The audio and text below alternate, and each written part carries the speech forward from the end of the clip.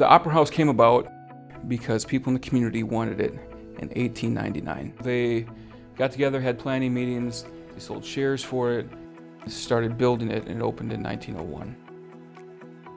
They had everything. They had vaudeville performers, they had singers and dancers, they had speakers that came in. Companies would be traveling. They were able to get a number of them that came out of the Twin Cities. They would come and they'd put on shows for a week.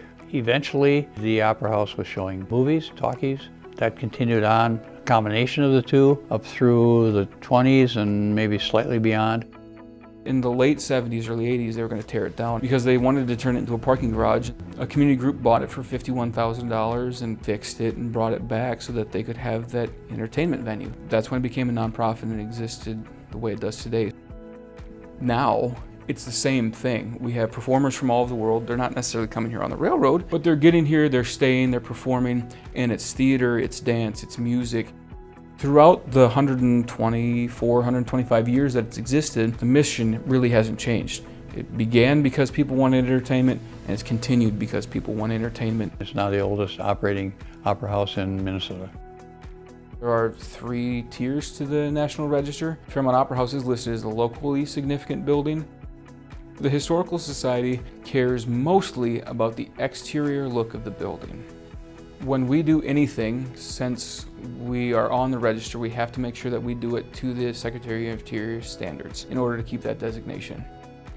It's a very neoclassical design that really harkens back to some of the earlier colonial traditions that we had in the United States, trying to make these buildings look grand. But this was kind of a transition from the Victorian high style to the much more subdued 1920s, 30s craftsman style, mission style.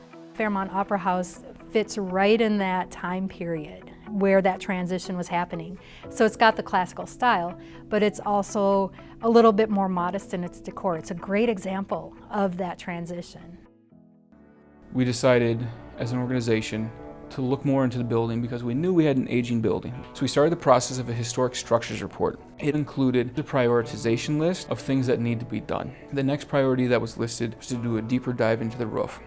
We closed the facility in October of 2023 because the main concerns that the engineers had were sustained winds over 40 miles an hour or significant snow load, which in Minnesota we know can happen. The bathrooms were ripped out, holes were put in the ceiling, shoring structures were installed to just support the roof. Since December of 2023, it's sat like this with the roof supported so that we knew that it wouldn't fail under those conditions that the engineers listed. There's no real way to safely and effectively have programming in the facility. If you want to be on the National Register of Historic Places, you need to do the restoration in a very specific way that meets the Secretary of the Interior standards. They can be very specific as to what materials you use and the technique you use, and that requires a certain type of labor. It requires the laborers to have a certain expertise and sometimes a certification. Best fix for this would be wrap anything that's wood in the roof in steel. The 5 trusses that span the building, those will be fully steel. Put a steel ridge beam on the top of the building, and then we'll also have to repair and replace the top 3 to 4 feet of masonry around the building, and then make sure that all of that extra weight that's up in the roof then is supported appropriately. What's difficult is the fact that we need $4 million. It's a lot of money. It's a lot of money in a rural community. The $4 million is strictly to repair it, to put it back the way it was, so that people who walked out of here in October of 23 walk back in and go, oh, it's the same building. So right now, we're deep into fundraising, so in the building, nothing is happening. Our capital campaign officially closes at the end of 2025. That was the expected timeline of when we would run out of our own resources. We've got to get the money or the building and the organization may cease to exist. We've been searching everywhere. I've applied for national grants and talked to funders up in the Twin Cities, in Des Moines and Sioux Falls, those metropolitan areas that have arts organizations that people really financially support. We just crossed $1 million pledged or in hand, which is a massive accomplishment. 99.9% of that funding has come from Minnesota and 99.3% of it has come from Martin County. That is so impressive. It's something that's never been done before at the Fairmont Opera House. And while that can be celebrated, it's still not enough. We haven't had an institutional match. We don't have state funding secured at this time. We have no federal funding secured at this time.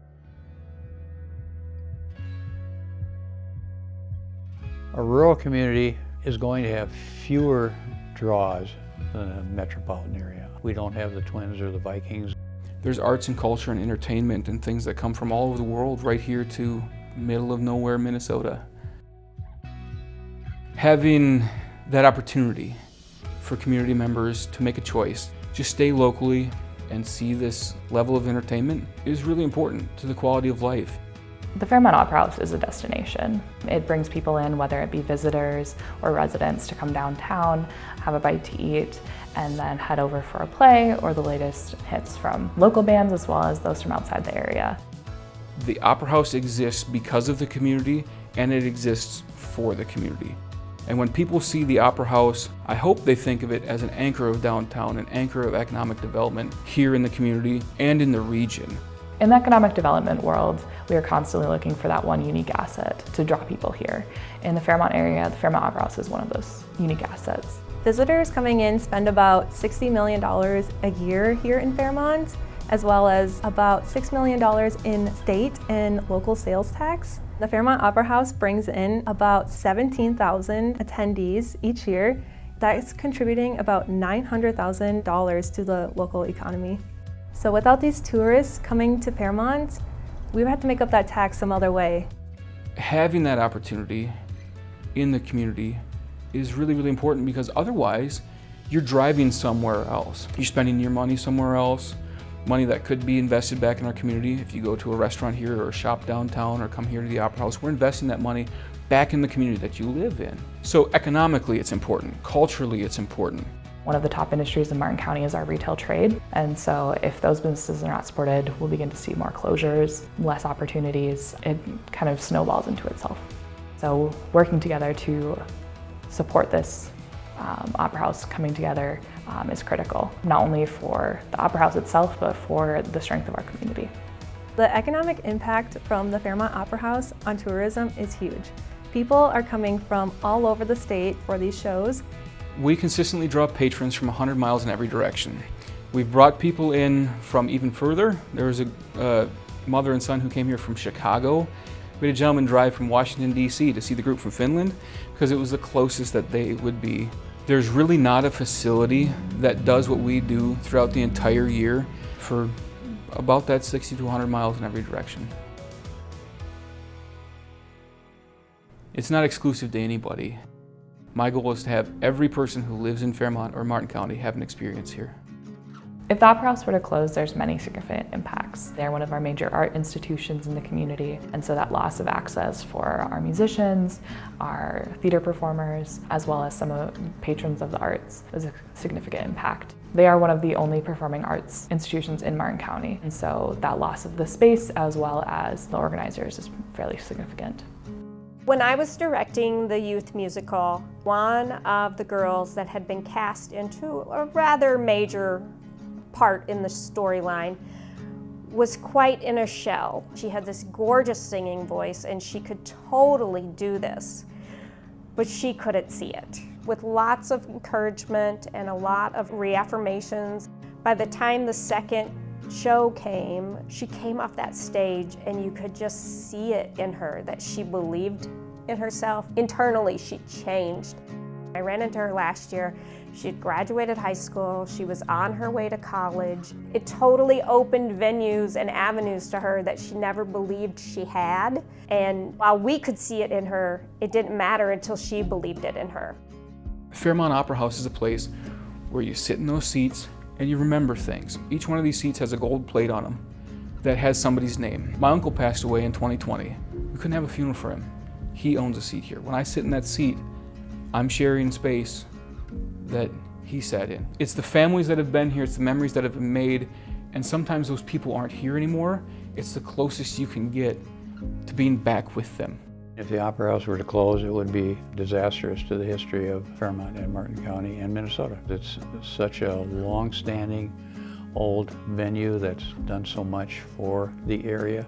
Preserving these spaces is vital to a community because it is a community identity. Communities who have rallied around their preservation projects have usually been very happy that they've done so. We see revivals even in the Twin Cities area in areas like Hopkins and Red Wing, who have really embraced preservation as a way to modernize their community. And we see vibrancy. It's not going to be perfect, and it's not a guarantee of economic success, but it can be a generator of economic success. There is no community center here. There is no other outlet for arts in this community. And so I feel like if the Opera House were to cease, it would leave a huge gap, a huge hole in our community here in Fairmont. People who value where they came from, tradition, heritage, preserving the artifacts of that heritage is absolutely vital. That's what you're going to pass down to the next generation. That's what your heritage becomes. I have 2 kids. I want them to have the same experience that I did, to grow up on a stage and learn about what theater is and what it can do. I want more kids, more families, more people from our community to come in and see and learn and experience something. For me, the Opera House is a home away from home. It is an outlet for creativity. When you're here, you're a cherished, welcomed friend. There's not many places in this world that treat you like that. And the Opera House is one that I can always count on. If we let the Opera House go, we're going to lose a part of what Fairmont is and who Fairmont is. This chapter in our history is not the final one. The Opera House as a building has been through so much. I tell the kids, the chandeliers that hang here today were hung before the Titanic sunk in 1912. So much history has happened in this community around this building. That book can't be done because this is living history. So having these hopes and dreams of having the kids back in, the families back in, that's why it's so important. When historic spaces close, we lose community identity. Nobody ever thinks back and says, oh, I'm really glad that one thing that I remember from my childhood is gone. They regret it. If you don't work now to save it, you're going to be looking back and saying, well, that was a really special place in our community. That was a tourism draw. That was something that we celebrated, but now it's gone. It's having those memories made in a space that generations before us have made those memories, most of which who are gone. You can't replace that, and you can't let them go. Looking to the future of the Fairmont area, I want to see a thriving, vibrant community. One where people work together, where they have events to go to, places to bond, one where friendships are made and memories are treasured. We have to get the building back open because it's not just my hopes and dreams. It's the kids who want to perform in New York. It's the kid who maybe is really shy but gets out of their shell when they're on stage.